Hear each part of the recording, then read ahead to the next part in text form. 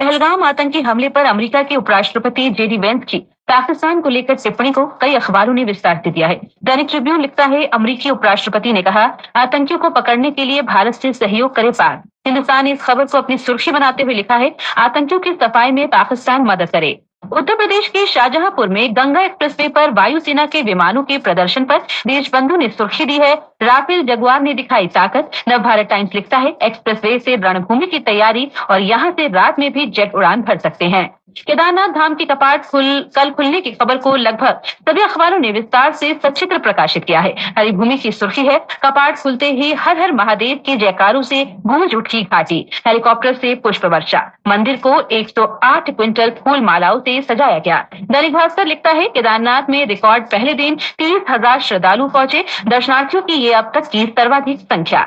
विश्व प्रेस स्वतंत्रता दिवस के मौके पर प्रेस की जिम्मेदारी को विभिन्न समाचार पत्रों ने विस्तार से दिया है। राजस्थान पत्रिका स्वतंत्र पत्रकारिता की नई चुनौती को पहचाने शीर्षक से लिखता है, सोशल मीडिया के दौर में फेक न्यूज और भ्रामक सूचनाओं का विस्फोट। दैनिक भास्कर की सुर्खी है, पत्रकारिता जहां जाती है उसका सच वहीं महकने लगता है। पत्रकारिता की स्वतंत्रता का कोई दिन निश्चिंत नहीं है, ये हमेशा से स्वतंत्र ही रही है और आगे भी रहेगी। प्रधानमंत्री नरेंद्र मोदी आज नई दिल्ली में अंगोला के राष्ट्रपति जोआओ मैनुअल गोंजाल्वेज लोरेंतो के साथ प्रतिनिधिमंडल स्तर की वार्ता करेंगे। विभिन्न क्षेत्रों में द्विपक्षीय सहयोग बढ़ाने की बातचीत के दौरान दोनों देशों के बीच कई समझौतों पर हस्ताक्षर होने की उम्मीद है। हमारे संवाददाता ने बताया कि अंगोला के राष्ट्रपति भारत की 3 दिन की यात्रा पर कल नई दिल्ली पहुंचे थे। राष्ट्रपति द्रौपदी मुर्मू आज नई दिल्ली में पहले राष्ट्रीय मध्यस्थता सम्मेलन का उद्घाटन करेंगी। सर्वोच्च न्यायालय के प्रधान न्यायाधीश न्यायमूर्ति संजीव खन्ना और केंद्रीय कानून और न्याय मंत्री अर्जुन राम मेघवाल भी सम्मेलन को संबोधित करेंगे। कानून और न्याय मंत्रालय के सहयोग से अटॉर्नी जनरल कार्यालय इस कार्यक्रम का आयोजन कर रहा है। अटॉर्नी जनरल आर वेंकट रमणी ने कहा कि इस सम्मेलन में बड़ी संख्या में मध्यस्थ और मध्यस्थ संस्थान एक साथ आएंगे ताकि वे मध्यस्थता प्रक्रिया पर चर्चा कर सकें और श्रेष्ठ परंपराओं को साझा कर सकें। कानून और न्याय मंत्रालय में संयुक्त सचिव अजय अरोड़ा ने कहा कि इस कार्यक्रम का उद्देश्य अदालतों में लंबित मामलों को कम करने के लिए वादी को मध्यस्थता प्रक्रिया का पालन करने के लिए प्रेरित करना है। गृह मंत्री अमित शाह ने कहा है कि स्वापक नियंत्रण ब्यूरो एनसीबी की अमृतसर इकाई ने 4 राज्यों में 4 महीने की लंबी कार्रवाई के बाद नशीली दवाइयों की तस्करी करने वाले गिरोह का भंडाफोड़ किया है। इस कार्रवाई में 547 करोड़ रुपए की कीमत की नशीली दवाइयां जब्त की गईं और 15 लोगों को गिरफ्तार किया गया। श्री अमित शाह ने सोशल मीडिया पोस्ट में एनसीबी को बधाई देते हुए कहा कि भारत नशीली दवाइयों की तस्करी पर तेजी से नकेल कस रहा है।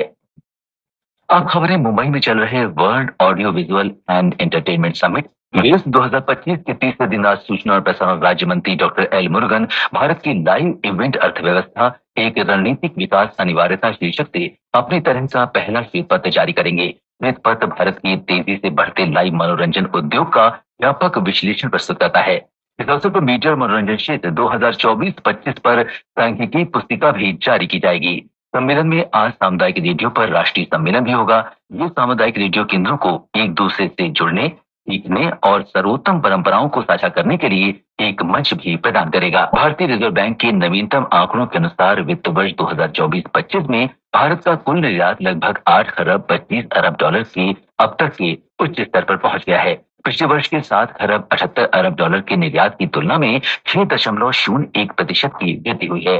सेवा निर्यात 13.6% बढ़कर 3 खरब 87 अरब डॉलर से अधिक पहुंच गया है। भारत के विदेशी मुद्रा भंडार में 25 अप्रैल को समाप्त हुए सप्ताह में 1 अरब 98 करोड़ डॉलर की वृद्धि हुई है और ये बढ़कर 6 खरब 88 अरब 13 करोड़ डॉलर हो गया है।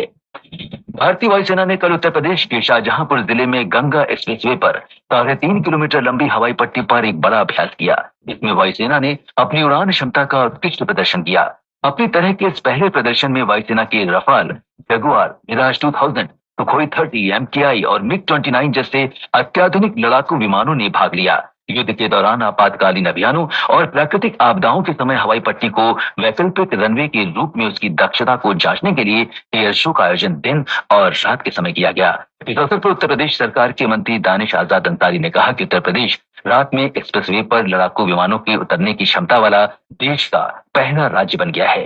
भारतीय सेना ने कल रात जम्मू कश्मीर में नियंत्रण रेखा पर पाकिस्तानी सेना की अकारण गोलीबारी का करारा जवाब दिया।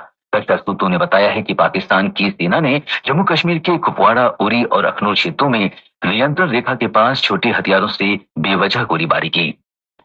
मौसम विभाग ने देश के पूर्वी और मध्य भाग में मंगलवार तक गरज चमक के साथ ओले गिरने और तेज हवा के साथ वर्षा का अनुमान व्यक्त किया है।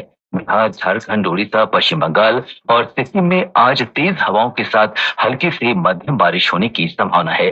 मौसम विभाग ने तेलंगाना के 20 जिलों में बुधवार तक आंधी तूफान का येलो अलर्ट जारी किया है। विभाग ने कहा है कि राज्य के कई भागों में मौसम के उतार चढ़ाव की स्थिति बनी रहेगी।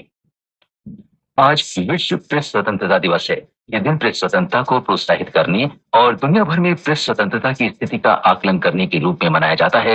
इस वर्ष का विषय है नई दुनिया में रिपोर्टिंग, प्रेस स्वतंत्रता और मीडिया पर यांत्रिक मेधा का प्रभाव। यह विषय पत्रकारिता, मीडिया और प्रेस स्वतंत्रता को बदलने में यांत्रिक मेधा के तेजी से विकास और उपयोग पर प्रकाश डालता है। ऑस्ट्रेलिया में संसदीय चुनाव के लिए मतदान जारी है। प्रतिनिधि सभा की सभी 150 सीटों और सीनेट की 76 में से 40 सीटों के लिए वोट डाले जा रहे हैं। सत्तारूढ़ लेबर पार्टी की वर्तमान प्रधानमंत्री एंथनी अल्बनीज दूसरे कार्यकाल के लिए फिर से मैदान में हैं। उनका मुकाबला कंजर्वेटिव लिबरल नेशनल गठबंधन के नेता पीटर डटन से है। इसके अलावा ग्रीन्स पार्टी के नेता एडम बैंट भी मुकाबले में हैं। बड़ी संख्या में छोटी पार्टियां भी चुनाव लड़ रही हैं। आधिकारिक परिणाम के लिए कई दिन लग सकते हैं। लेबर पार्टी 2022 में 9 साल बाद सत्ता में लौटी थी। आईपीएल क्रिकेट में कल रात अहमदाबाद में गुजरात टाइटंस ने सनराइजर्स हैदराबाद को 38 रन से हरा दिया। गुजरात ने पहले बल्लेबाजी करते हुए 6 विकेट पर 224 रन बनाए। जवाब में हैदराबाद की टीम 6 विकेट पर 186 रन ही बना सकी। प्रतियोगिता में आज बेंगलुरु में रॉयल चैलेंजर्स बेंगलुरु का सामना चेन्नई सुपर किंग्स से होगा। ये मैच शाम 7:30 बजे से खेला जाएगा। भुवनेश्वर में Kalinga super cup football tournament के फाइनल में आज फुटबॉल क्लब गोवा का सामना जमशेदपुर एफसी से होगा। मैच शाम 7:30 बजे से खेला जाएगा। मैच का विजेता वर्ष 2025-26 पीएफसी चैंपियन लीग 2 के प्रारंभिक दौर में भी जगह बना लेगा। भारतीय महिला हॉकी टीम ऑस्ट्रेलिया के साथ आज पर्थ में 3 मैचों की श्रृंखला का दूसरा मैच खेलेगी।